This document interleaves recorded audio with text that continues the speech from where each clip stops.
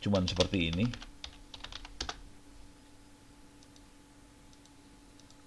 Saya gedein ya. Oke. Persamaan matematik yang dipakai ini. Cuman ini. A kali X plus B sama dengan Y. Oke. Oke. Pertanyaannya.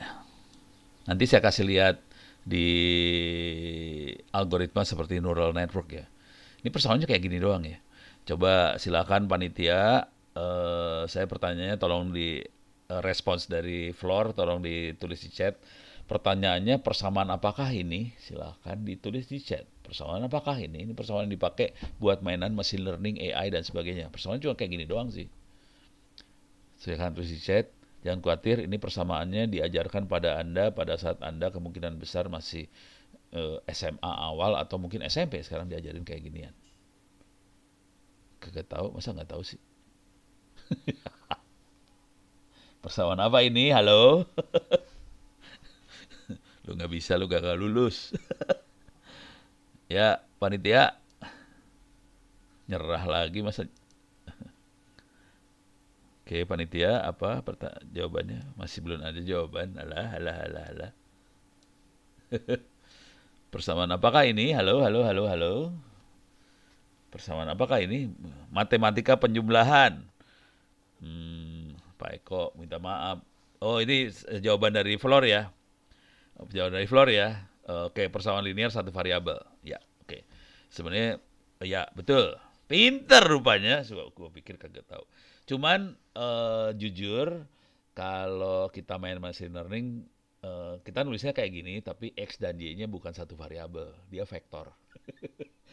Jadi variabelnya bisa X1, X2, X3, X4, banyak banget. Vektor bentuknya ya. Jadi kita mainan dengan vektor. Oke. Jadi jawaban dari Muhammad Ihsan Fadilah. Oke, betul. Tapi bukan satu variabel, vektor. Jadi variabelnya bisa banyak. Sekarang saya akan kasih proses yang namanya AI atau machine learning. Saya akan coba praktekkan tanpa program dulu ya. Saya akan ngasih training ke variabel ini. Jadi proses yang saya lakukan adalah training data. Saya zoom in aja biar layarnya gede lah. Oke, saya kasih training data. Trainingnya gini. Ini jadi kalau udah, oh ya Allah, hilang. Whoops. Oke, ini saya delete. Oke, jadi kalau machine learning atau data analis dan sebagainya, X dan Y-nya tidak harus angka. Bisa angka selalu bisa ya. Angka bisa, kata-kata bisa, gambar bisa, suara bisa, koordinat GPS bisa, apa aja bisa dimasukin sebagai X dan Y. Gitu ya. Jadi X dan Y, tolong diperhatikan X dan Y ini kalau kita udah mainan machine learning, data science dan sebagainya, itu udah bukan angka lagi. Tapi sekarang untuk supaya gampang saya akan masukin angka. Misalnya X-nya 1, kita dapat Y-nya 7. Ini saya kasih training dulu mesinnya ya. Saya kasih training dulu. Nah, kalau tadi kayak mata-mata ya. Jadi si Google Map memata-matai kita dapat data. Sekarang hasil mata-matanya kayak gini nih. Kalau X-nya 2, Y-nya 8. X-nya 3, Y-nya 9. Ini adalah proses mata-mata. Kalau di machine learning seringkali disebutnya ini training, proses training terhadap persamaannya, gitu ya.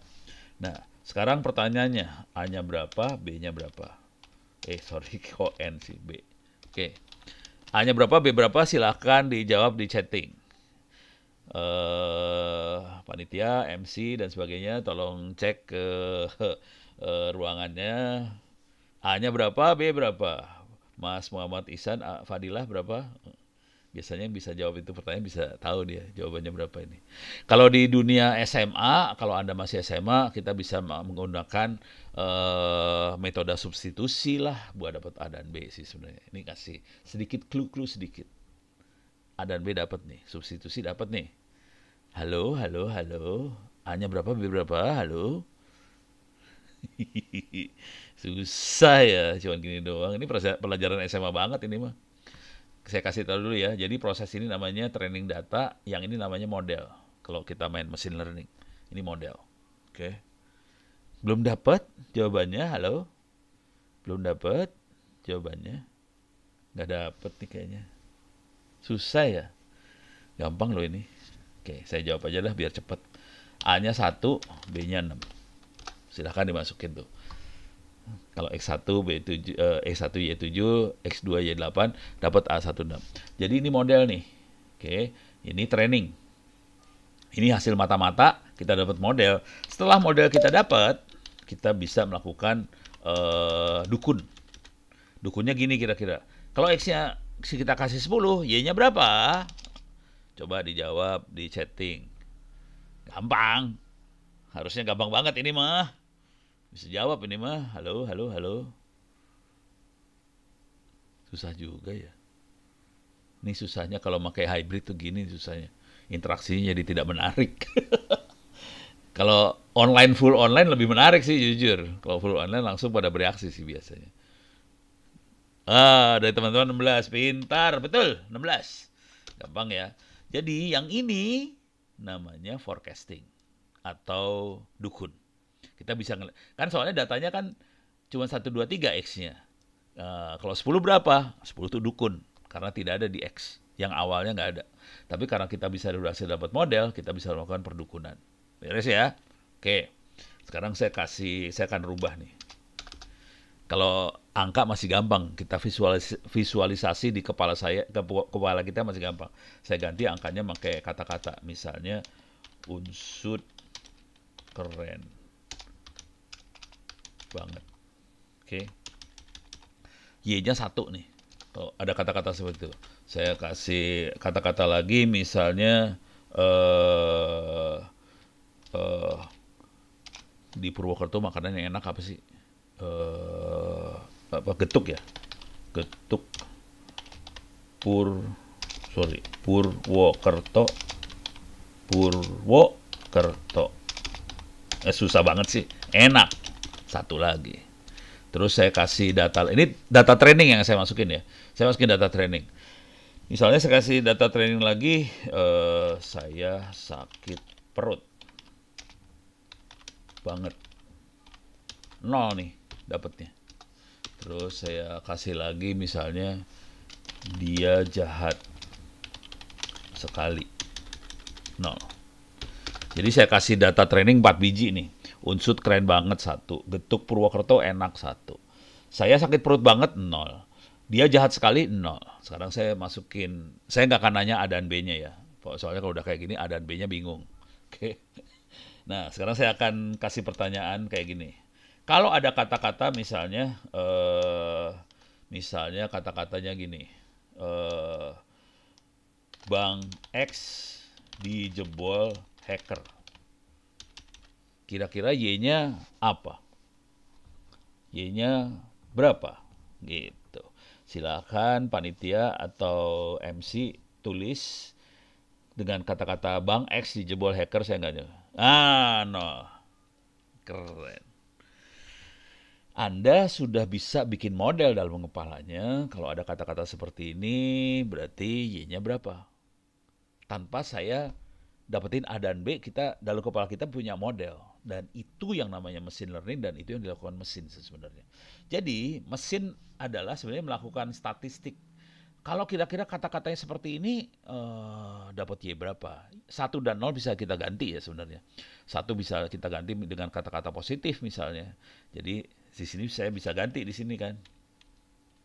Di sini. Ini positif. Boleh aja kata-kata keluar kata-kata lagi boleh. Sah-sah aja sih. Positif. Di sini kita ganti jadi negatif. Negatif. Alah. Tif. Di sini jadi negatif. Tif.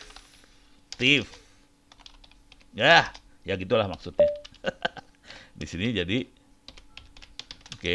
negatif. Tif. Terus ya. Salah ketik dulu. Tapi kira-kira kata-kata bisa ke kata-kata. Kita positif negatif kita bisa ganti sama emoticon apa segala macam. Jadi semuanya sah-sah aja kalau main machine learning. Beres ya? Oke, sekarang dasar dari situ yang paling penting adalah makhluk ini sebenarnya. Persamaannya. Jadi seluruh machine learning itu blow on. komputer itu bego sebenarnya, data science itu komputernya blow on banget. Karena dia harus dikasih training. Kalau sampai data trainingnya salah, prediksinya salah, ininya semua klasifikasi bisa salah. Yang ini klasifikasi yang kita mainin ya. Yang di atas ini prediksi, yang ini klasifikasi nih kategorinya. Oke. Nah, jadi kalau kita datanya kita masukin salah, dia bakal salah. Oke. Contohnya tadi waktu saya ngasih lihat Google Map, saya ngehack datanya Google. Ya biasalah, orang kan kadang-kadang suka rada ngaco sedikit. Beres ya. Jadi kita bisa seperti itu sih sebenarnya. Nah, sekarang saya kasih lihat hubungannya ini sama algoritmanya seperti apa. Algoritma yang dipakai, saya kasih lihat algoritma yang paling susah aja, yang namanya neural network. Oke, neural network. Oke, ini neural network. Kalau ngelihat algoritmanya, gambar flow-nya kira-kira kayak gini lah. Nah, serem lah. Waduh, apa ini ya? Serem banget kan neural network ini, kayak neural itu kan saraf. Tapi kita bikin saraf tiruan, pakai komputer lah kira-kira. Ini jujur, saya bidangnya bukan ini awalnya sih. Jadi saya nanya ke teman-teman saya yang dosen di ITB waktu itu. Ya, teman-teman dosen itu, apa sih neural network? Wah, langsung, wah kita bisa bikin komputer kita kayak cara kerja otak manusia. Hebat banget ya. Terus pakai gambar kayak gini neranginnya, kan saya pusing kepala. Ngomong apa sih lu? Saya juga kagak ngerti ngomong apaan. Oke. Apa hubungannya ini, makhluk ini, hubungannya sama persamaan linear ini? Hubungannya kayak gimana? Gitu kan? Itu yang, nah, tapi kalau Anda udah masuk ke program-programnya nanti kelihatan banget persamaan linear semua. Yang paling simple neural network tuh kayak gini. Ada input, terus ada hidden layer, ada neuronnya itu, dan ada output. Oke, hubungannya input dengan outputnya apa? Gitu kan. Kalau kita ngira-ngira inputnya bisa X itu input ya, outputnya Y. Nah, ini hubungannya sama A dan B ada di sini nih sebenarnya. Oke, di hidden layer itu A dan B-nya ada di situ. Tapi supaya Anda bisa ngelihat beneran, saya akan kasih lihat AX plus B sama dengan Y. Gitu aja lah sekalian ya. Neural network, tolong kasih lihat yang AX plus B sama dengan Y. Gitu. Nih, paling gampang mah inilah. Paling kelihatan mah ini kayaknya nih. Ini inputnya X0, ini ada X1 masuk, X2 masuk. Di sini ada X0, X1, X2 masuk ke dalam sebuah neuron. Pada saat masuk dikali oleh, dia kebetulan tidak pakai notasinya, bukan A yang dia pakai tapi W. W0, W1, W2. Perhatikan X-nya tidak satu aja, bukan satu. Jadi X-nya bisa banyak. X1, X2, S3, terus dikali W1, W2, W3. Oke, dijumlah sama dia. Jadi ini kan kalau di persoalan saya kan AX plus B, outputnya di sini adalah fungsi dari jumlah AX plus B. Ini Y nih, yang ini Y. Ini adalah neuronnya tadi. Jadi neuron itu isinya cuman ginian doang. A kali X plus B sama dengan Y. Udah gitu. Jadi yang namanya neural network ya cuman kayak ginian aja. Gitu ya. Jadi ini mah cerita-cerita, ini kan ada N1, In1, In2, N3. Jadi ini X, X, X, X, X, outputnya Y. Tapi persamaan dalam sini itu persamaan linear. Ini persamaannya linear semua. Ini sebenarnya persamaan linear doang. Beres ya? Konsekuensi dari persamaan linear kita harus tahu juga, itu ada konsekuensinya dengan persamaan linear. Persamaan linear konsekuensinya adalah dia akan menyederhanakan keadaan yang sebenarnya sih sebenarnya. Jadi keadaan alam yang sebenarnya pasti nggak linear. Ada yang eksponensial lah, ada yang kuadrat lah, ada pening lah kepala. Alam itu pening banget. Supaya disederhanakan dibikin jadi linear, bentuknya jadi kayak gitu. Beres ya? Udah kebayang nih? Oke. Jadi yang saya jelasin ini sebetulnya jadi dasar buat makhluk ini. Makhluk ini apa? Neural network contohnya. Nanti kalau kita lihat algoritma yang lain, nggak beda jauh. Jadi semuanya nanti kayak gini. Beres ya? Oke. Sekarang kita masuk ke yang namanya Orange. Orange ini, Anda bisa masuk, bisa di-download ini, free, gratis.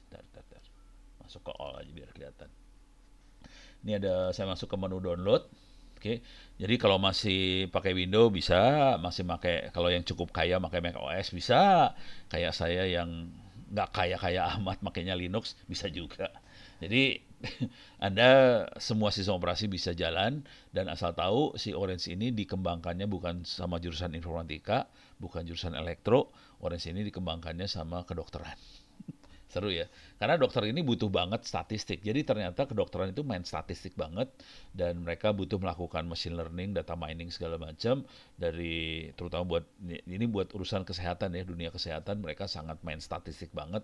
Jadi kalau kita pakai obat, bikin obat segala macam, dia sebetulnya tidak punya rumus yang eksak.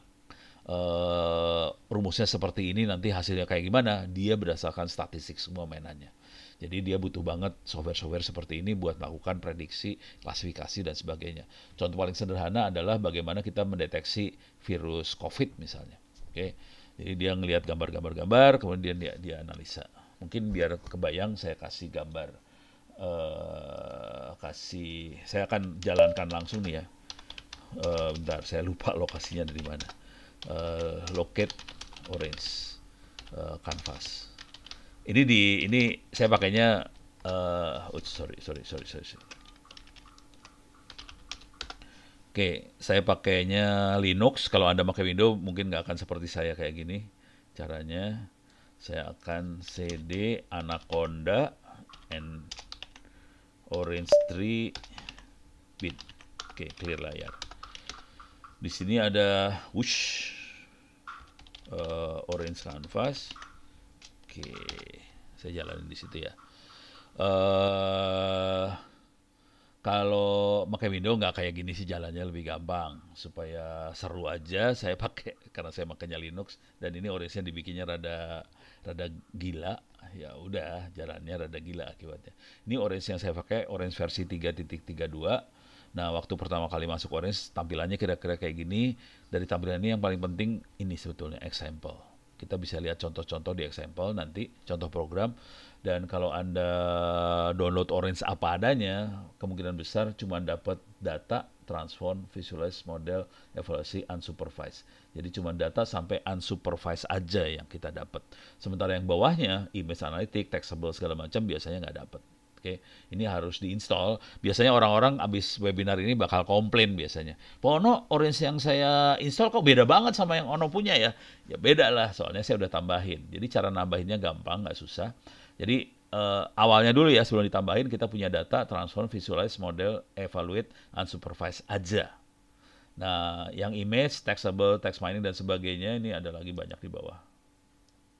Ada lagi. Ya udahlah, nggak usah. Sorry, ini harus diklik dulu. Ini contohnya dulu ya. Ini contohnya, ini contoh program buat pelatihannya bisa diklik di sini. Contoh-contohnya. Nih contoh. Ini program semua nih. Program udah jadi. Ini programming.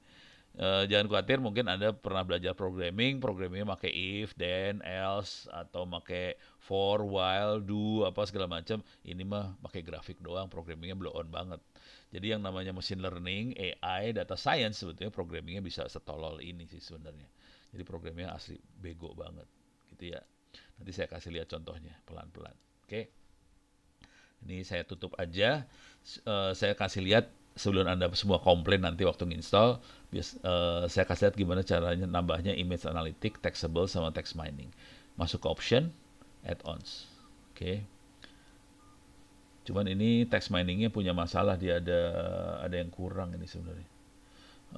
Ya udah nggak apa-apa. Ini perhatiin kita bisa nambahin. Ini masih ada banyak yang nggak saya tambahin sih. Ini image analytic udah saya tambahin, network dan textable udah tambahin. Jadi cuma dicontreng-contreng. Kalau mau nambahin tinggal klik aja, dia nambah. Oke. Cuman kalau saya klik sekarang ya dia ngedownload. Nanti bandwidthnya kacau lagi kayak tadi kacau ya. Oke. Jadi cuman kayak gitu aja. Cara nambahnya option contreng. Misalnya kita pengen image analytic, network, textable ini gitu. Supaya gampang, saya akan masuk ke image analytic dulu. Biar gampang ya. Ini ada textable, text mining, network, word happiness. Ini kalau Anda tahu word happiness tuh dipakai di negara Bhutan. Indonesia nggak ada nih word happiness. Dia ngukur tingkat kebahagiaan. Jadi Bhutan kalau sebagian besar dunia kan ngukurnya berdasarkan penghasilan, GDP lah, ada jadi gross domestic product lah, pokoknya duit lah.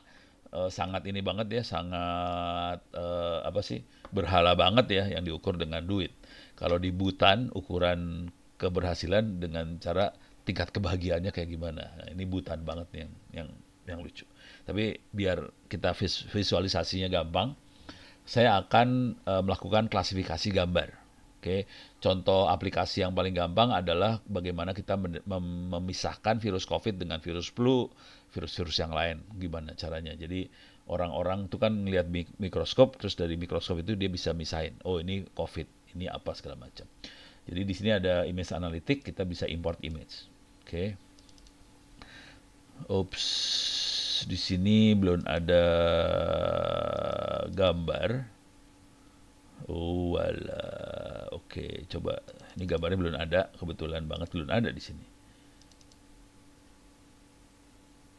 Ini ada, oh udah saya masukin sini. Hihihi. Oke, ini ada folder domestic animal, choose. Oke, ada 20 domestic animal. Dapat dari mana kah folder ini? Gampang banget sih sebenarnya. Jadi Anda masuk sini aja, masuk Google, jadi domestic animals orange data mining. Oke. Ini ada orange-data-mining.com, image analytic, clustering. Nah, di sini ada dia bilang 19, tapi sebenarnya 20 sih. Ntar bisa saya gedein ya.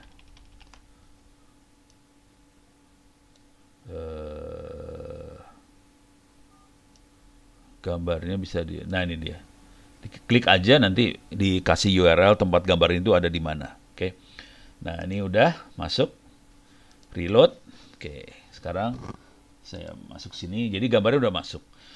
Kalau kita pengen lihat gambarnya seperti apa, kita di sini ada widget namanya, kita nyebutnya widget, namanya widget image viewer, kita tarik ke sana.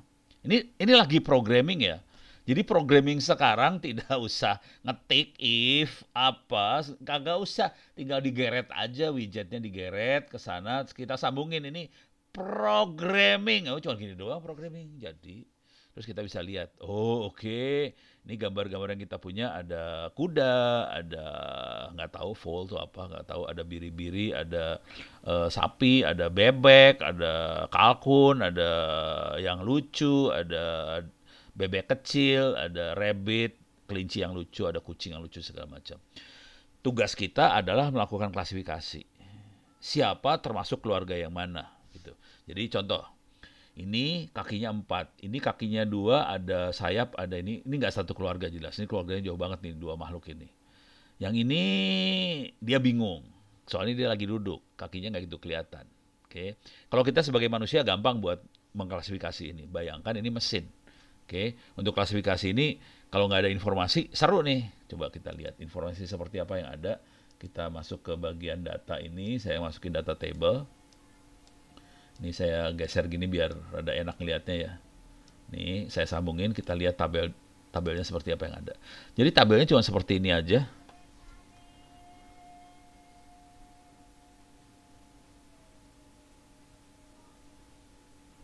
Oh, ini ada geologi ya. Di sini ada Pak Sahrul dari dosen geologi, di bidang geologi kira-kira apa kebutuhan geologi yang perlu diolah oleh data science. Siapa tahu Ano bisa memberikan clue-clue untuk pengolahannya. Kira-kira gini Pak, ini saya jawab dulu yang urusan geologi dulu ya. Kalau teman-teman geologi ada yang namanya perusahaan, contoh perusahaan nih, kebetulan teman-teman saya waktu lulus banyak yang masuk Slumberger, nulisnya gimana sih Slumberger? Slumberger ya gitu ya. Slumberger lah. Oke. Slumberger. Dia Slumberger. Oke, gitu ya. Oil and gas. Slumberger ini adalah perusahaan yang melakukan pengukuran sensor. Oke. Jadi dia pakai pengukuran sensor dan dia biasanya meledakkan sesuatu, udah gitu dia ukur echonya dari bawah. Atau dia nggak tahu pasang sensor. Saya nggak ngerti juga. Kebetulan teman seangkatan saya ada beberapa orang yang kerja di Slumberger ini dan mereka kerja di pengeboran minyak di Atlantik utara situ yang dekat-dekat kutub utara segala macam. Juga mereka banyak melakukan di Afrika dan sebagainya. Orang Indonesia sih. Nah, mereka cerita, kita kan sering ngobrol ya, jadi mereka melakukan sensor juga, sama aja prosesnya. Mereka melakukan sensor, sebarin sensornya, kemudian dia dapetin data dari sensor-sensor tadi, kemudian dia melakukan prediksi. Kira-kira di bawah ini minyak kayak gimana sih? Apakah minyaknya banyak atau batu doang, atau air, atau apa? Jadi intinya kayak gitu doang sih semua. Balik lagi, sensor, data science, prediksi atau klasifikasi. Udah gitu aja sih. Jadi contoh realnya ini, gitu ya. Jadi bentuk softwarenya sih selucu-lucu kayak gini aja sih. Nah ini balik lagi urusannya urusan kesehatan ya. Contoh kesehatan. Tapi kalau ini bukan kesehatan, ini contoh realnya kita klasifikasiin, pengen klasifikasi ini.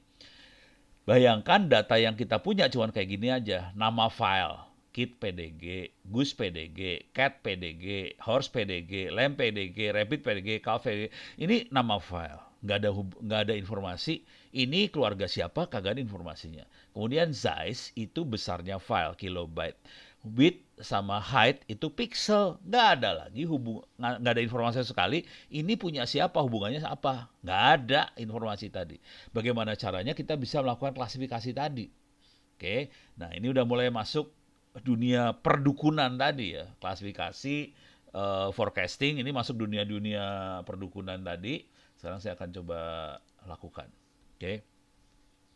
Ini caranya masuk image analytic. Saya akan masuk ke image embedding di sini.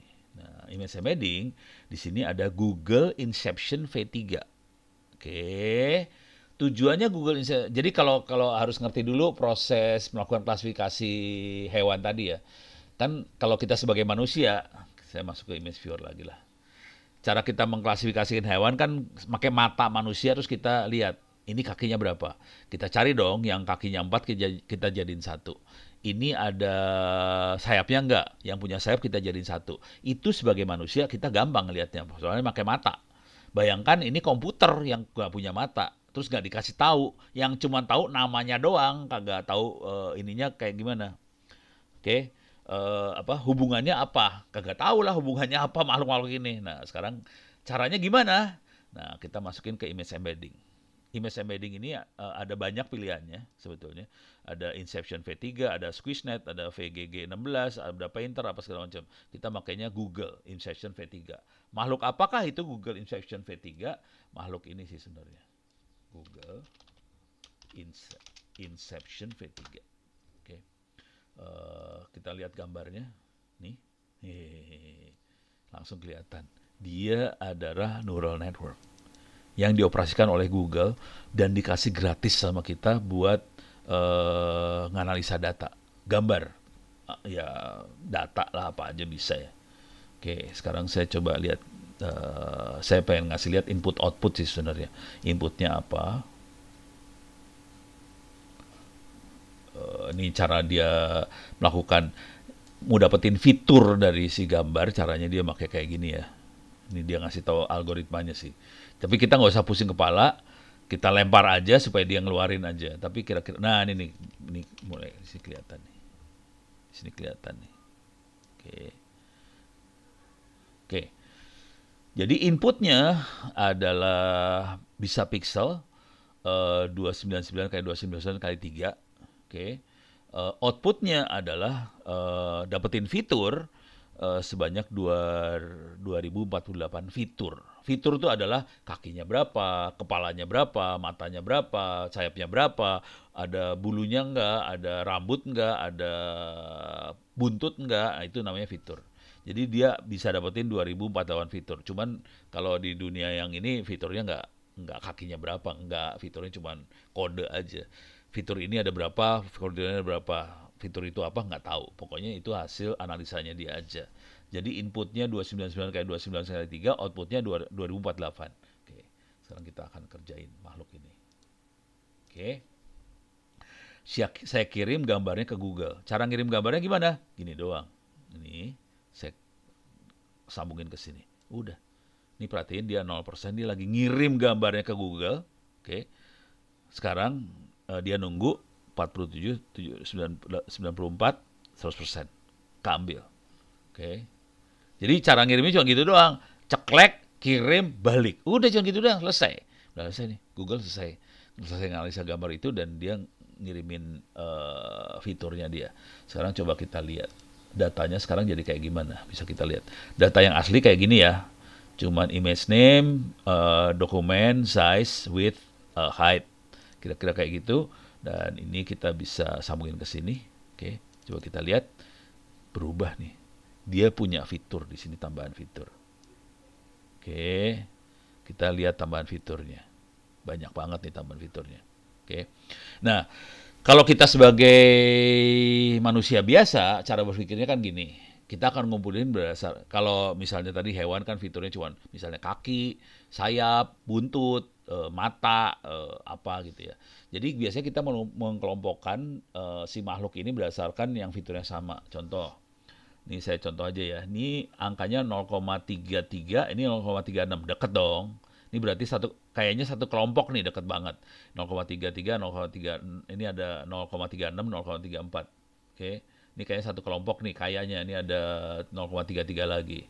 Oke, jadi tapi ini kita harus ngerata-ratakan bukan ngerata-ratakan, kita ngitung jarak dan kita optimalkan dari 2048 fitur yang ada. Pusing kepala. Kalau manusia yang suruh ngerjain mah mabok, biarin aja mesin yang kerjain. Oke.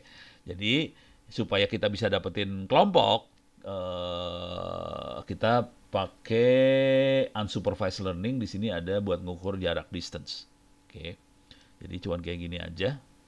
Kita ngukur jarak, dari ukuran jarak tadi kita bisa lihat cluster, kelompok.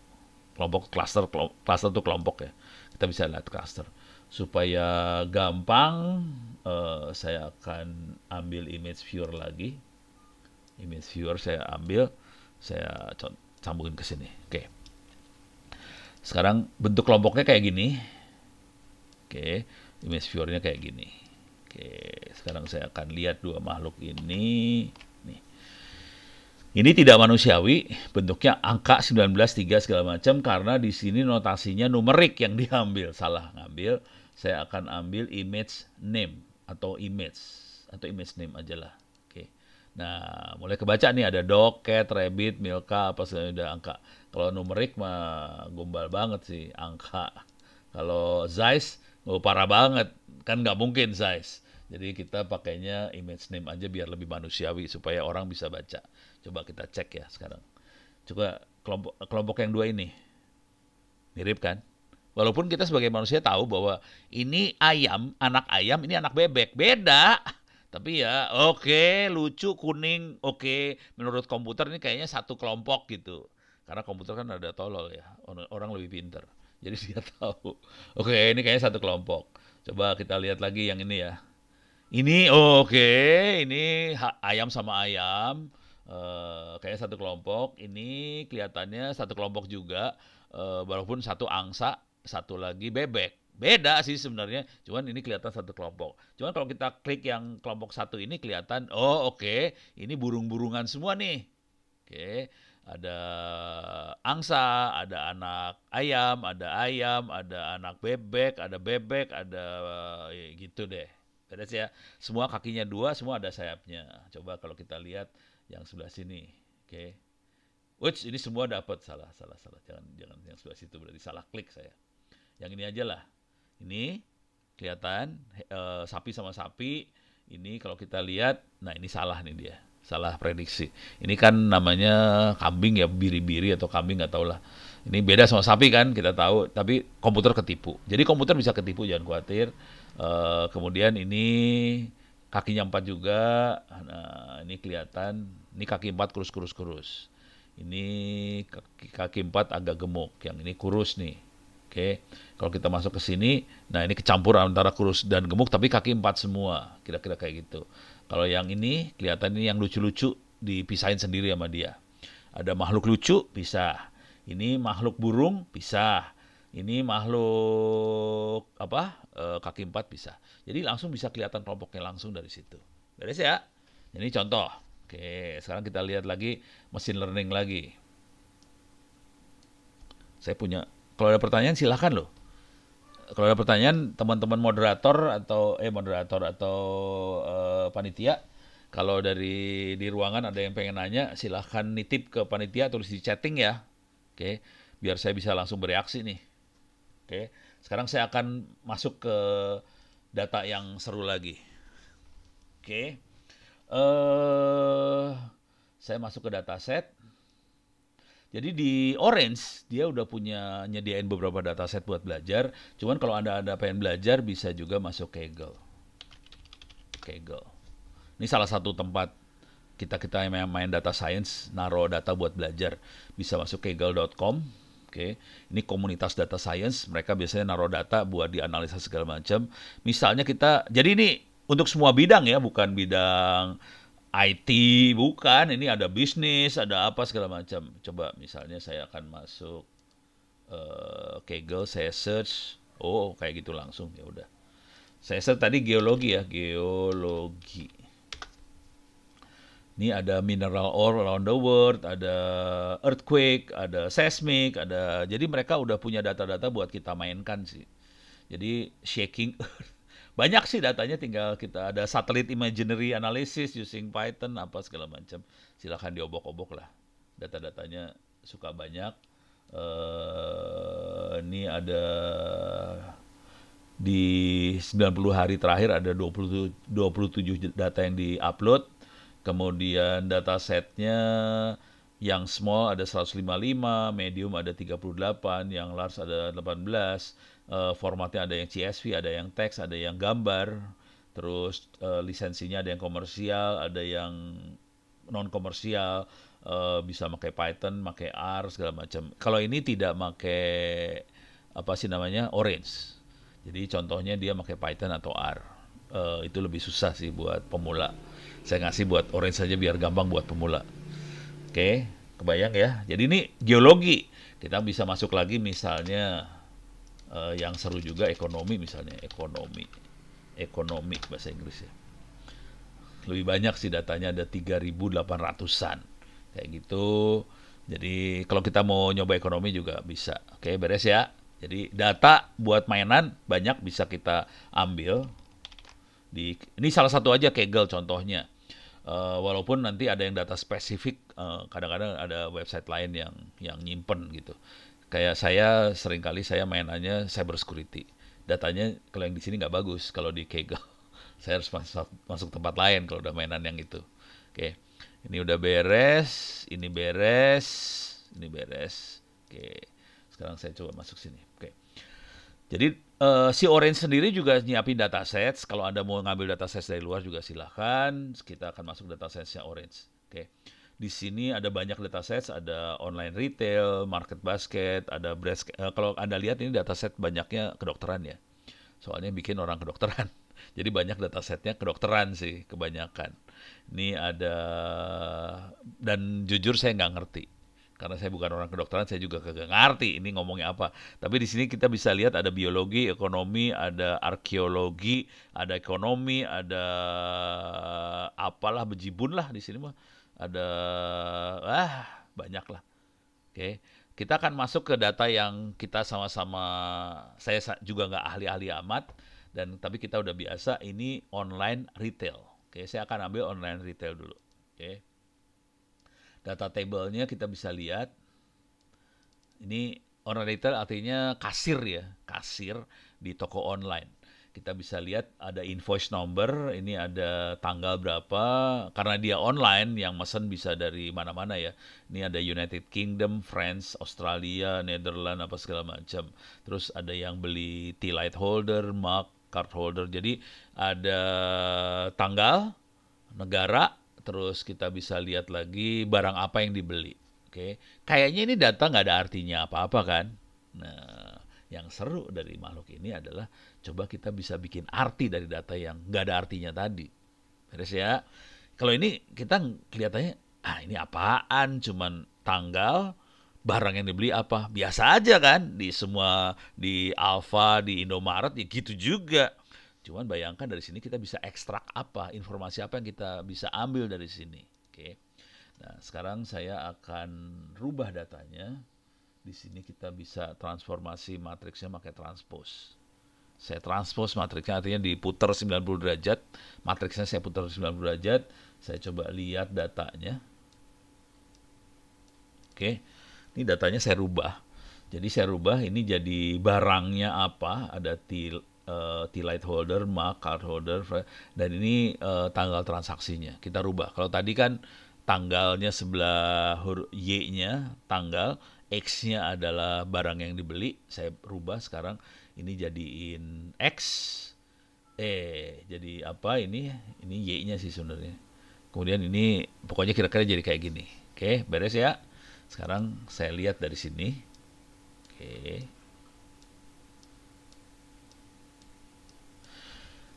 Nah, sekarang saya pengen melakukan pengelompokan sih sebenarnya.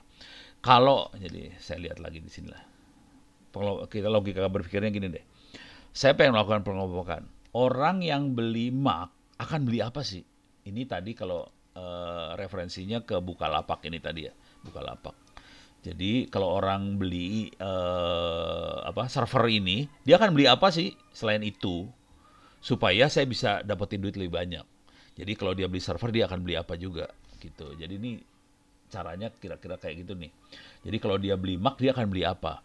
Nah, konsekuensinya kalau kita mengoperasikan Alfamart atau Indomaret atau apa, cara berpikirnya kalau udah main kelompok ini, cara berpikirnya adalah saya akan taruh barang Mac ini dengan barang lain yang orang akan beli juga bersamaan. Jadi saya taruhnya deket-deketan supaya dia akan ngelihat. Dapat deket-deketan itu dari mana? Dari nganalisa transaksi ini. Orang beli ini akan beli apa? Gitu ya, beres ya. Jadi kira-kira cara berpikirnya seperti itu. Nah, sekarang kita akan lakukan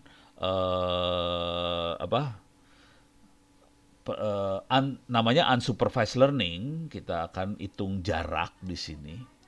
Oke. Kemudian kita lakukan clustering. Udah cuma gini doang programnya. Jadi supaya di sini karena saya tidak menganalisa image, dia bukan gambar, selesai programnya saya sini doang. Jadi programnya saya buangin aja yang ini nggak usah lah. Oke. Jadi programnya cuma gini doang. Ngambil data, ini seringkali saya nyebutnya mata-mata. Kemudian kita prosesnya cuma ini doang. Saya cuma ini. Kemudian visualisasi. Jadi selalu yang namanya machine learning prosesnya cuma gitu aja. Mata-mata, kita bikin model, kemudian kita visualisasiin. Jadi cuma itu aja prosesnya sih. Cuma 3 step biasanya. Mata-mata, model, visualisasi. Coba kita lihat di sini. Ini hasilnya visualisasi. Jadi orang yang mesen ini bisa kita naik turunin sih sebenarnya, zoomnya bisa kita oke. Max depth-nya bisa kita turunin. Oke. Mau berapa barang, ini 8 barang doang yang kita lihat. Kalau kita pengen lihat lebih dalam, kita bisa dalamin kayak gini. Oke. Bisa pakai ini bisa dimain-mainin lah, parameter-parameternya bisa dimainin ya. Nah, sekarang kita cukup seperti ini aja. Jadi kita bisa lihat orang yang beli wallet art, dia akan beli magnet, akan beli gift bag, ponco dan sebagainya. Oke, jadi kita bisa lihat kalau ini jadi semuanya nih. Cuman dia kelompoknya nggak, jadi kelompoknya ngerendeng ini, kelompoknya ngerendeng. Saya pengennya kelompoknya nggak terlalu ngerendeng kayak gini. Saya lagi pengen ngerubah sih, tapi ya udah lupa caranya. Tapi kira-kira kayak ginilah caranya. Jadi kita bisa taruh deket-deketan, luggage tag sama wallet art sama magnet deket-deketan, ada gift bag, rain poncho, coaster apa segala macam di bawahnya. Jadi dengan cara ini kita bisa ngasih lihat pengelompokannya kira-kira gimana dari barang-barang tadi. Beres ya. Jadi visualnya seperti ini, barangnya sendiri programnya cuma kayak gini doang. Oke, gampang banget kan? Dataset adanya di dataset, kemudian transfer sama distance ada di transpose adanya di transformasi dari dataset, kemudian distance adanya di unsupervised learning, sama visualisasinya clustering ada di sini. Oke. Nah, ini harus sering-sering, kalau mau ngelihat lebih enak sih Anda bisa masuk ke kuliah saya tadi di Open Course ITTS ACID. Saya nerangin 1 semester sih soal giniannya, saya terangin selama 1 semester. Oke. Nah, sekarang saya akan bikin program lagi yang lain. Oke, saya masuk dataset lagi. Oke, sekarang biar seru. Nah, ini biar seru lah.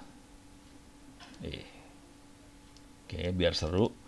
Saya akan masuk ke data ini nih. Titanic. Titanic mana? PQRS, KLMNO, PQRS. Kok nggak ada Titanic ya?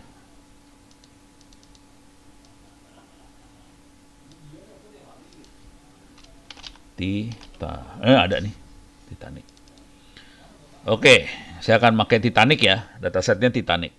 Kalau Anda belum tahu yang namanya Titanic, pasti tahu lah. Ini buat nge-review. Titanic. Titanic adalah kapal pesiar sebelum Perang Dunia II yang tenggelam kena iceberg. Kemudian jadi film yang keren banget sekarang, bisa dilihat filmnya. Tapi intinya kapalnya ada 2000-an orang lebih dalamnya, dan sebagian mati karena tenggelam tadi. Bayangkan kena iceberg di kutub dan dingin banget nih, airnya dingin banget. Orang masuk ke air ini pasti mati. Kalau nggak diangkat, kalau nggak keluar kedinginan, mati dia kan. Mati kena dingin atau mati ke dalam laut. Oke. Pertanyaannya kira-kira gini. Boleh dong iseng sebelum saya kerjain. Iseng, saya pengen nanya lagi dulu. Ini pertanyaan saya lebih ke arah bagaimana proses pengambilan keputusan dari malaikat maut. Saya ulang ya, bagaimana malaikat maut mengambil keputusan. Berdasarkan apa malaikat maut mencabut nyawa seseorang yang naik kapal Titanic ini. Saya kasih lihat dulu datanya sebelum Anda jawab. Saya kasih lihat datanya. Ini Titanicnya udah saya ambil. Saya kasih lihat datanya kayak gini nih datanya, bentuk datanya. Oke. Datanya cuman survive, artinya kalau yes artinya dia hidup ya, survive. Status adalah first class, second class, third class. Jadi status adalah kelasnya dia, kelas penumpangnya, first class, second class, third class. Ada juga statusnya adalah kru. Terus umurnya cuma 2, adult sama anak-anak, kid atau adult. Terus jenis kelamin laki perempuan. Jadi datanya cuma kayak gini doang. Nama nggak ada, tanggal lahir nggak ada, alamat kagak ada, karena itu hal pribadi, jadi dibuang semua. Jadi kita cuma punya data kayak gini aja, survive, status, umur, sama jenis kelamin. Pertanyaannya, dari seperti ini, kan kita pada dasarnya punya tiga fitur ya, jenis kelamin, umur, sama status. Dari 3 tadi, kira-kira si malaikat maut akan mengambil putusan waktu mencabut nyawa. Dasar utamanya yang mana duluan? Apakah status, apakah umur, atau jenis kelamin? Silakan ditulis. Silakan panitia cek di ruangan kira-kira dasarnya apa? Status, umur, atau jenis kelamin? Waktu malaikat maut nyambut nyawa orang dari kapal yang tenggelam, namanya Titanic. Nah, silakan ditulis di chat. Hasilnya apa? Saya juga nggak tahu hasilnya apa. Saya juga harus bikin running programnya dulu baru tahu. Jadi apa? Halo. Bagaimana malaikat maut cabut nyawa orang? Dasarnya apa dia nyabut nyawa orang? Ini udah payah nih, malaikat maut loh. Malaikat status. Oke. Jadi dia akan lihat statusnya dulu. Anda penumpang kelas 1, kelas 2, kelas 3, ekonomi, atau staff, kru. Jadi kalau Anda, ini kayaknya kalau status kemungkinan besar dasarnya ini ya, kelas. Lu bayar mahal, lu selamat, lu bayar murah, lu mati dulu. Mati duluan. Jadi yang mati duluan yang bayar murah, kira-kira gitu ya kalau status. Oke, kita lihat sekarang. Oke. Jadi kita punya dataset seperti ini, sekarang kita pengen melakukan analisa. Saya kasih icip-icip sedikit prosesnya ya. Di apa namanya, Orange kita punya widget yang namanya test score. Test score bisa kita pakai buat nganalisa algoritma. Menurut saya perempuan lebih awet hidup. Nih Pak Eko. Jadi kalau Pak Eko lebih ke jenis kelamin ya. Jadi malaikat maut akan ngelihat, Anda perempuan laki. Oh perempuan, oke silakan hidup dulu. Laki, oh mati aja lu gitu kira-kira ya.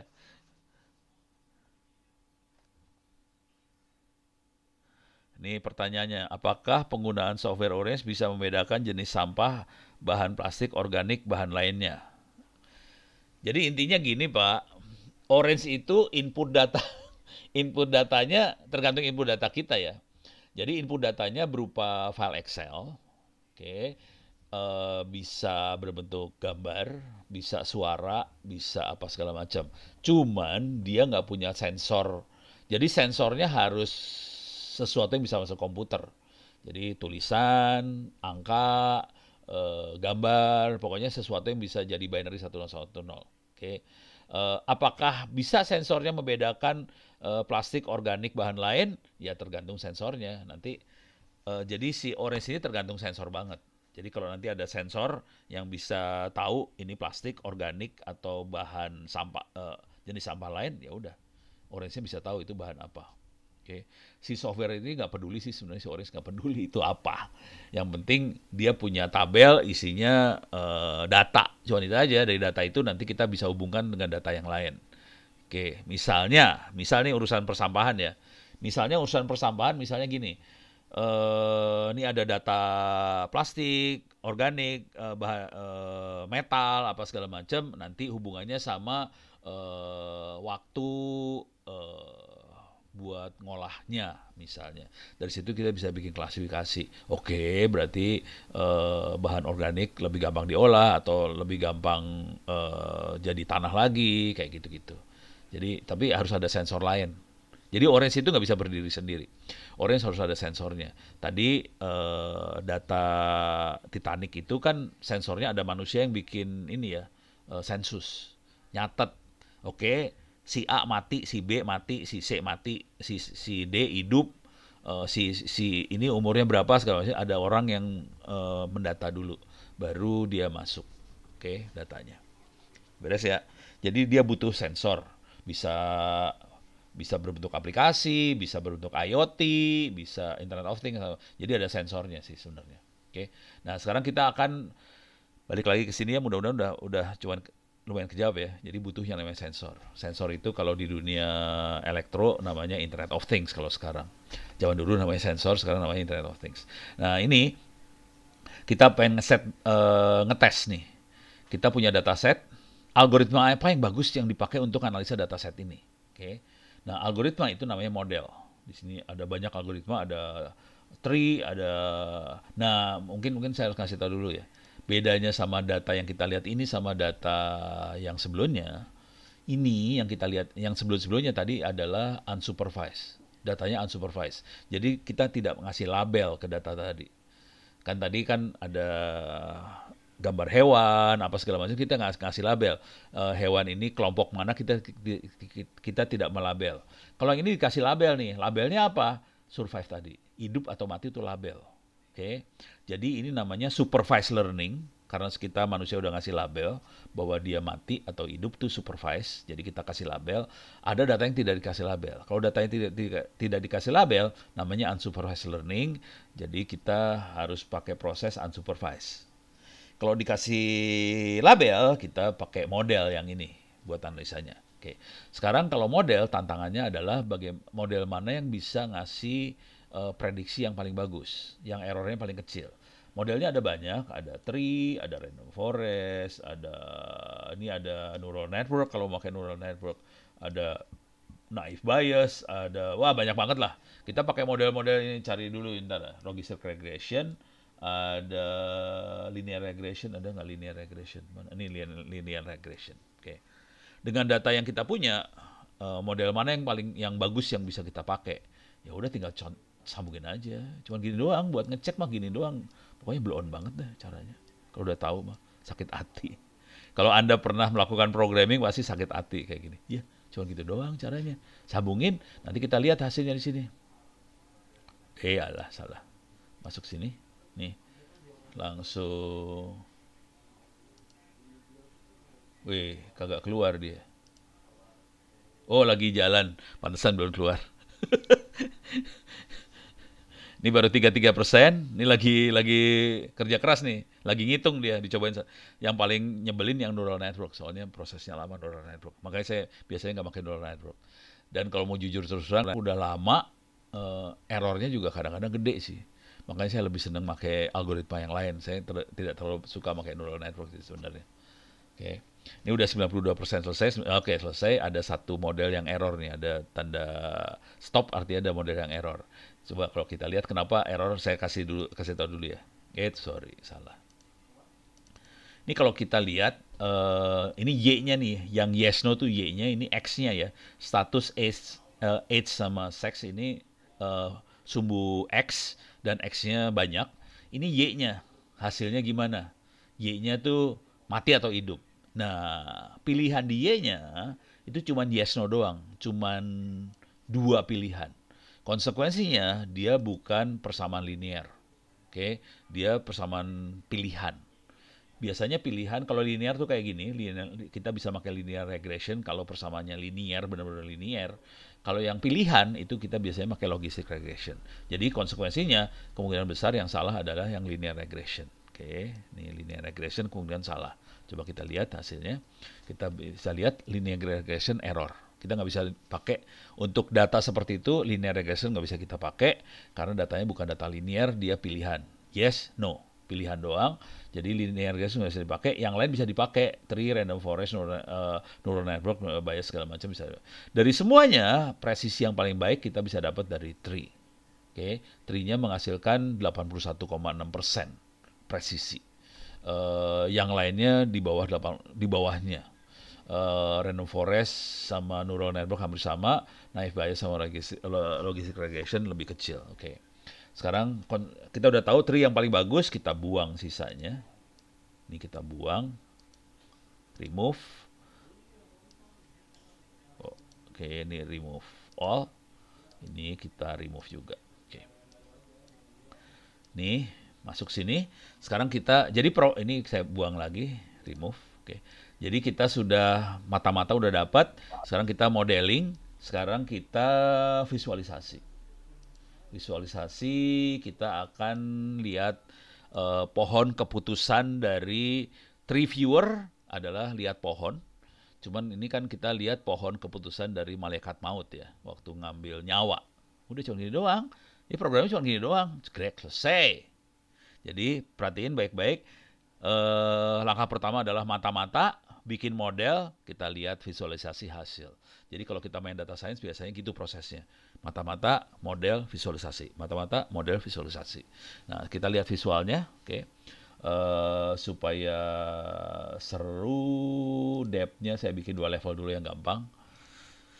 Jadi, targetnya hidup ya, yes. Hidup, oke. Target kelasnya adalah yang hidup dulu.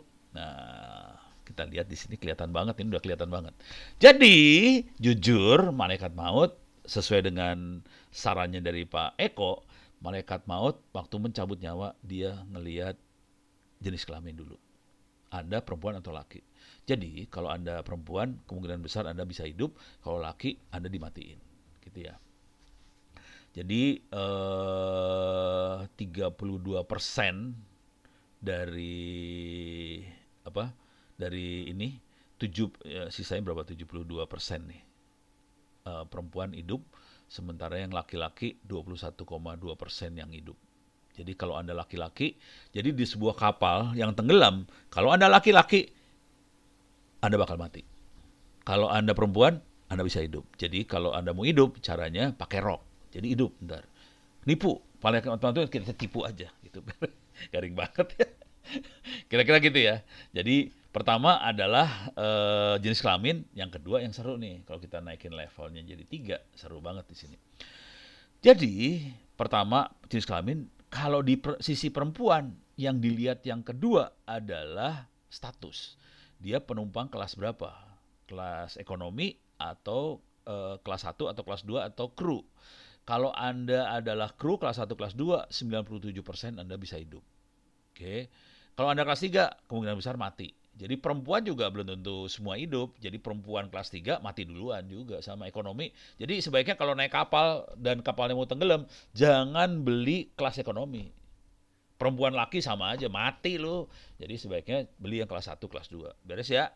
Nah, di sini kalau di bagian yang ini bisa kita geser nggak? Nggak bisa digeser nih, nggak bisa digeser. Kalau laki-laki, kalau Anda laki-laki dewasa, mati lu udah dah. Jadi udah laki-laki yang dilihat bukan kelas sekarang kalau laki-laki, yang dilihat umur.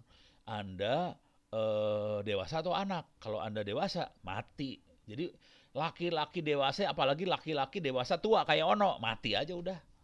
Kalau yang anak-anak mah hidup dah lu. Jadi mahasiswa kalau ada pilihannya antara mahasiswa sama dosen, dosen mati duluan jangan khawatir. Oke, mahasiswa kemungkinan hidupnya lebih tinggi. Beres ya? Jadi urutannya gitu. Oke. Nah, kita bisa naikin levelnya ke kelas level selanjutnya dan seterusnya lah kita bisa main. Jadi ini bisa dalam bentuk cerita jadinya. Ini adalah teknik si malaikat maut mengambil keputusan. Kira-kira kayak gitu ceritanya. Cerita ini bisa bisa macam-macam lagi sih sebenarnya bisa banyak. Oke. Kita ada pertanyaan lagi nggak? Kalau ada pertanyaan kita bahas pertanyaan dulu. Kalau nggak saya lanjut lagi yang rada gila-gila dikit lah. Beres ya? Oke, kayaknya nggak ada pertanyaan. Kita akan masuk ini jadi yang ada data science lucu-lucu kayak gini sih. Banyak yang lucunya. Oke. Sekarang kita akan ini udah beres ya, mudah-mudahan kebayang proses. Jadi yang ini namanya decision tree. Pohon keputusan yang dipakai oleh malaikat maut, kira-kira gitu. Oke. Dan kita bisa bayangkan proses yang sama bisa dipakai untuk semua bidang sih.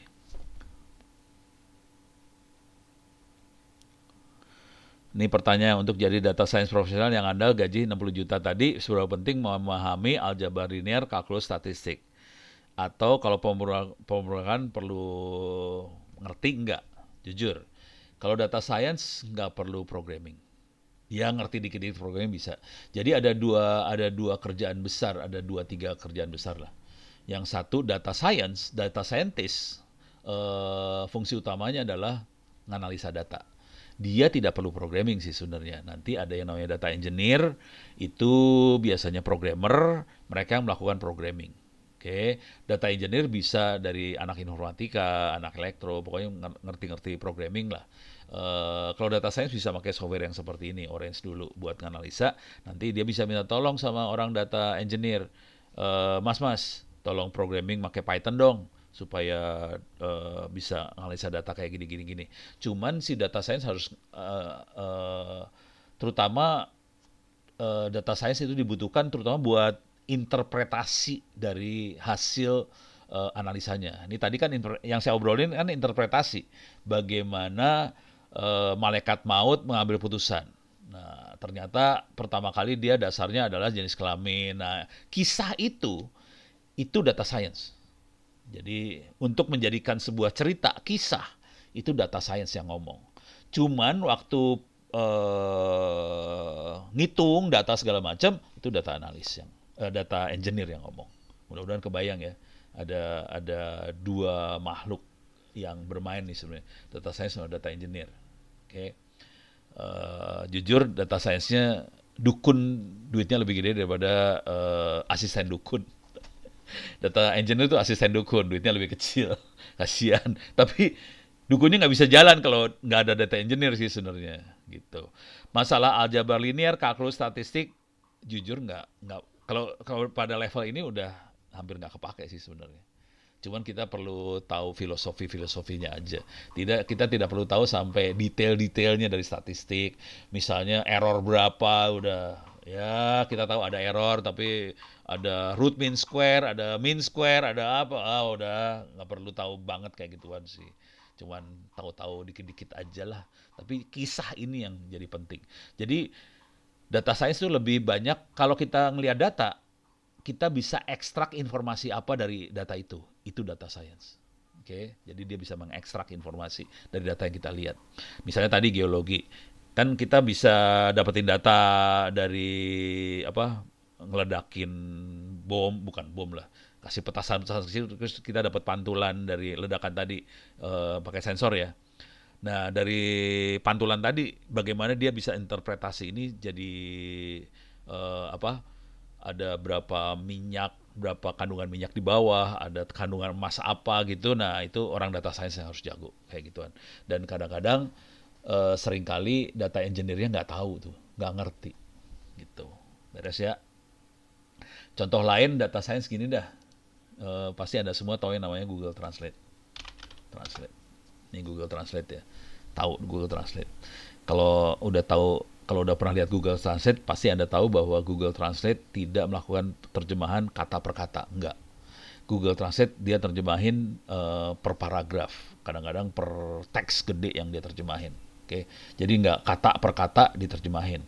Nah, kisahnya itu sekitar hampir 20 tahun yang lalu sih sebenarnya. Vice Presidennya Google datang ke Indonesia waktu itu. Vice President Google ada buat ngobrol aja. Dia udah muter kemana-mana segala macam.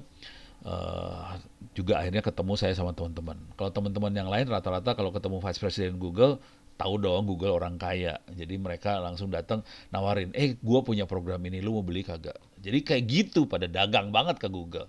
Gue punya program ini, lu beli apa kagak? Pas Google nanya sama saya, no, kamu mau apa? Saya cuma minta satu. Jadi waktu itu Google Translate bahasa Indonesia kagak ada. Yang ada Google Translate bahasa Inggris ke bahasa Prancis, pokoknya ke bahasa-bahasa Eropa lah. Inggris Prancis, Inggris Belanda gitu-gitulah. Tapi Indonesia nggak ada gitu waktu itu. Dan saya tahu banget teman-teman punya kesulitan buat baca tulisan bahasa Inggris kan. Maklum lah orang Indonesia. Jadi nggak bisa baca bahasa Inggrisnya parah semua. Jadi saya bilang sama orang Google, bisa nggak bikin Google Translate bahasa Indonesia?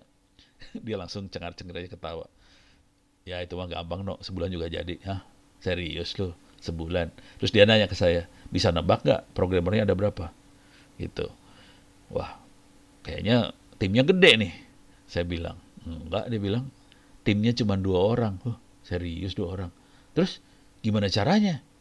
Ya gampang, main statistik aja dia bilang. Waktu itu saya tidak kebayang yang namanya eh, proses data science seperti ini ya, AI segala macam. Cuma dia ngomong keywordnya statistik. Nah sekarang belakangan saya mulai tahu, oh sialan loh, ternyata dia mainnya ini machine learning sih sebenarnya. Jadi semuanya udah main ini. Jadi kalau Anda pernah masuk ke kantor Google, saya udah berapa kali sih ke kantor Google di Singapura ya, bukan di Jakarta. Singapura soalnya ada engineer-nya di sana. Kalau Jakarta isinya marketing, sales, sama government relation aja. Jadi nggak ada engineer di sana. Ya kalau udah ngobrol sama orang Google, eh, ini karena waktu sempit ya. Kalau waktunya lambat bisa bisa lebih seru lagi. Jadi kalau udah pernah ngobrol sama orang-orang Google, mereka akan ngomong gini, lu bisa nebak nggak? Gue perusahaan apa ya? Gitu Google. Kalau Anda jago bisa nebak nih perusahaan apa Google. Pasti sebagian besar orang nebaknya Google adalah perusahaan search engine. Google adalah perusahaan Gmail. Google adalah perusahaan kayak gitu ya. Padahal enggak, kalau udah ngomong sama Google, Google adalah AI company. Jadi perusahaan yang bermain dengan artificial intelligence dan mereka melakukan machine learning, data mining segala macam. Ya, dasarnya itu jadi. Beres ya? Oke. Sekarang saya akan balik lagi ke sini, saya akan kasih contoh. Kalau ada pertanyaan lagi, silahkan posting aja pertanyaan. Saya akan kasih contoh lagi urusan pengambilan keputusan. Oke, oke. Ini datasetnya saya ganti. Ini saya cabut dulu, saya rubah remove dulu. Ini masih sama kayak gitu, cuma datasetnya saya ganti. Coba saya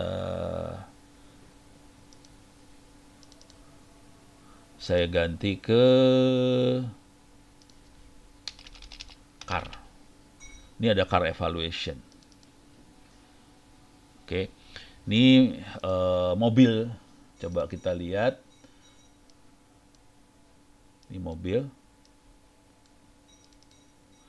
Ini ada mobil, ada mobil. Ini ada sumbu Y-nya. Oke, jadi beli atau enggak? ACC artinya nggak jadi beli, ACC jadi beli. Ini harga beli, harga pembelian ada yang very high, ada yang high, apa low segala macam. Ada yang maintenance-nya high, jumlah pintu, jumlah orang, ada luggage. Luggage itu bahasa Indonesia-nya apa sih luggage teh? Bagasi. Ada safety, low, medium, high. Jadi datanya cuma kayak gini doang.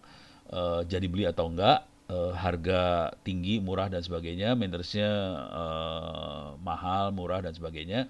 Kemudian jumlah pintunya, terus jumlah orangnya berapa? Jumlah orang cuma 2, 4 atau banyak, kira-kira gitu ya.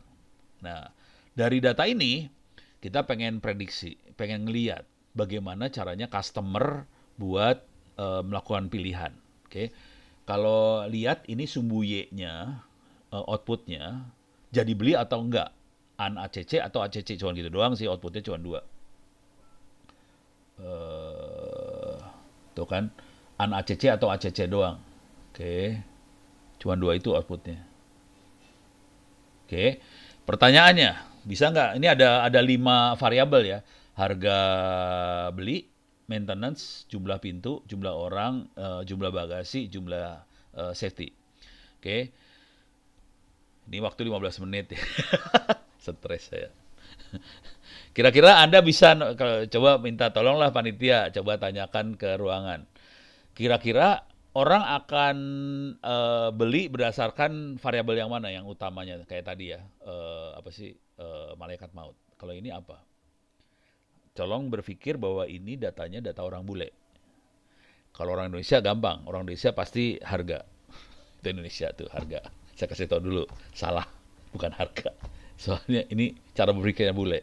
Bagaimana bule mengambil putusan untuk beli mobil. Kira-kira gitu. Kalau Indonesia pasti harga duluan. Harga pokoknya murah dah, pasti kita beli dah. Indonesia kan gitu banget. Kalau bule kan nggak, bukan harga, yang dilihat lain gitu. Bisa ditulis kira-kira apa? Apakah buying, maintenance, door, person, bagasi atau safety? Mana yang akan dipakai buat pengambilan putusan itu? Coba belum keluar. Nggak ada. Belum. Saya jam 12 kan, saya bener ya, saya jam 12. Saya tuh kalau udah ngomong bisa bablas soalnya. Wah, safety. Wah, bagus. Kemungkinan besar Anda benar sih, kemungkinan besar. Cuman kita cek ya. Jadi kayaknya bule sepakat safety, soalnya tadi saya kasih clue ya. Ini bule ini yang mikir, bukan Republik. Kalau Republik Indonesia pasti buying yang duluan. Oke, coba kita lihat sekarang. Jadi tekniknya bisa kayak tadi, kita bisa evaluasi. Bisa evaluasi dulu. Ini saya remove dulu. Kita bisa evaluasi datanya. Kira-kira algoritma mana yang paling bagus. Saya ngambil beberapa aja ya. Mana sih naive bias gitu ya. Sama logistik lah, 4 lah.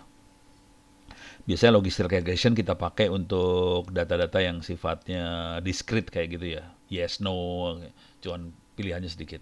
Kalau yang linear kita pakai linear regression. Oke. Kita bisa lihat yang paling bagus masih tree. Oke, random forest kalah, naive bias parah, logistic regression juga masih kalah. Oke. Jadi kita bisa lihat tree. Jadi kita pakai tree aja, yang lain kita buang lagi. Ya. Remove all. Oke. Ini juga kita remove. Jadi kita confirm pakainya ini, terus kita masuk sini. Ini programnya cuma gini doang. Udah beres. Ini nggak dibutuhin, kita remove lagi. Oke. Kita lihat hasilnya. Nih. Oh salah, bukan safety ternyata. Orang. Minta maaf. Sorry, target kelasnya kita ganti jadi beli ya, ACC. Oke. Ternyata orang. Minta maaf, jadi saya juga salah mikirnya. Saya pikir safety tadi. Ternyata pertama kali jumlah manusia yang dia pakai buat ngambil putusan. Jadi kalau cuma 2 orang, dia itu biasanya mobil sport, mobil-mobil orang kaya. Ternyata bule milihnya buat orang banyak, karena ternyata bule juga nggak kaya-kaya amat, agak miskin. Jadi dia akan beli mobil yang jumlah orangnya banyak. Setelah itu baru dia milih safety. Oke, harga setelah safety baru dia harga pembelian. Kalau harganya terlalu murah nggak dibeli. Ini yang menarik ya, ternyata kalau harga mobil terlalu murah nggak dibeli sama dia. Dia akan beli harganya medium sama high. Oke, murah buang. Oke, terus maintenance seimbang antara maintenance mahal sama maintenance murah, dia seimbang lah, hampir 50-50 lah ini ya. Tapi yang keren adalah di sini. Urutannya adalah jumlah penumpang, safety, harga. kira-kira gitu. Jadi kita semua salah, saya salah. Udah lupa soalnya gue udah lama nih kagak main kayak gini. Jadi kira-kira kayak gini nih prosesnya. Dari sini kita bisa memprediksi buat marketing atau sales. Kita bisa ngomong sama orang marketing, orang marketing, lu nanti kalau ngomong pertama kali yang dikeluarin adalah supaya orang bakal beli, pertama dikeluarin adalah jumlah penumpangnya segini loh. Dan ini aman banget di mobil loh gitu. Baru lu kasih tahu harga. Jangan kasih harga duluan. Orang lari ntar kagak beli barangnya. Jadi kira-kira gitu. Ini jadi kita bisa terjemahkan ke cara orang marketing ngomong. Kira-kira gitu. Beres ya? Oke. Ada lagi pertanyaan? Eh, Aman, aman, aman. Kayaknya aman. Nih sebelum saya terlalu bablas, kelupaan. Kalau ada apa-apa silakan kirim email ono.indo.net.id atau ono@itts.ac.id. Bisa juga pakai Twitter. Saya lebih suka pakai Twitter sih, Ono W Purbo. Kalau ada pertanyaan. Kalau ngambil kuliahnya opencourse.itts.ac.id. Oke, itu ada kuliahnya free, gratis. Dan kebetulan cukup banyak perusahaan-perusahaan yang ngubungin kami di kampus nyari orang sih. Cuman kalau saya nggak nutup dari kampus lain. Jadi silakan dari Unsud, dari mana-mana juga kalau ada lowongan ya ambil aja, nggak masalah, nggak usah dari kampus saya juga nggak masalah. Jadi karena kita mau nyari orang yang terbaik yang bisa kita kasihin ke perusahaan-perusahaan itu, silakan aja ambil open course. Terus kalau Anda pengen dapetin ilmunya, sebetulnya semua ilmu saya bisa diakses di perpustakaan digitalnya. Saya masuk dulu, saya tempelin dulu perpustakaannya ya. Server 9, ini saya tempel, perpustakaannya udah nempel. Sekarang saya bisa akses dari sini. Ini minta maaf nggak terlalu manusiawi. Ini perpustakaannya ada di server lain, cuman bisa saya akses dari komputer saya. var data lib 2 books. Ini komputernya bukan di komputer saya, tapi ada di komputer lain di server di lantai lain di rumah ini. Kita bisa masuk artificial intelligence di sini, ada buku-buku artificial, ada deep learning, ada machine learning, ada neural network, ada NLP, ada Python, apa TensorFlow segala macam. Kita misalnya masuk ke buku-buku tentang deep learning, ini biasanya dipakai buat analisa gambar dan sebagainya, deep learning tuh. Kita bisa masuk deep learning praktikal, ada 200 halaman, ini bisa dibaca di sini. Ini buku-bukunya parah-parah nih, kalau mau tahu nih buku parah. Parah semua nih buku-bukunya ya. Nih coding-codingnya udah horor lah pokoknya. Bukunya ada, silakan kalau pengen ngopi bukunya juga silakan. Kalau kampus pengen juga silakan kirim harddisk. Koordinasi lewat email aja, kirim harddisk ke saya, nanti saya kopiin semua. Silakan jadi koleksi perpustakaan digital di kampus juga silakan, gitu ya. Kebetulan karena di sini tadi ada dari geologi, saya kasih lihat aja iseng aja ya. Saya masuk ke library 3 saya, buku, di sini ada geologi, di sini ada biologi, kimia, ada geologi E H B C. Ini dia geologi. Di sini ada misalnya kita cari tentang misalnya tentang oil. Ini yang tentang oil, crude oil chemistry apa segala ini saya klik sembarangan ya. Saya klik sembarangan, ya udah nih buku geologi banget kalau ini sih sebenarnya. Oke, jadi geologi juga ada, yang lainnya juga ada sih. Nih buku ini geologi kebetulan. Gue juga tengah arti urusannya. Ini ada gas, oil, water apa gitu.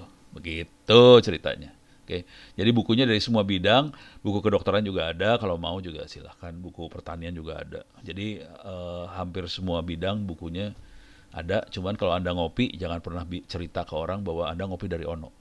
Karena bukunya ini nyolong. Tidak baik sih sebenarnya. Tapi ya biar pinter ya udahlah pura-pura bego lah. Gitu kira-kira. Mudah-mudahan bisa bermanfaat. Billahi taufiq wal hidayah. Assalamualaikum warahmatullahi wabarakatuh. Saya kembalikan pada moderator yang hidupnya enak banget selama 3 jam ya. Saya nggak bisa matiin lagi. Lah ilah. Iya ini Pak, ini suara kamera juga sebenarnya freeze kayak di saya sih freeze ini. Oh saya nggak bisa matiin ini. Oh, tidak apa-apa, Pak Ono. Nggak Nggak, apa-apa lah. tidak masalah. Jangan dibuting Oke. lagi dah, pusing saya. Oke, ya. Oke, baik. Ini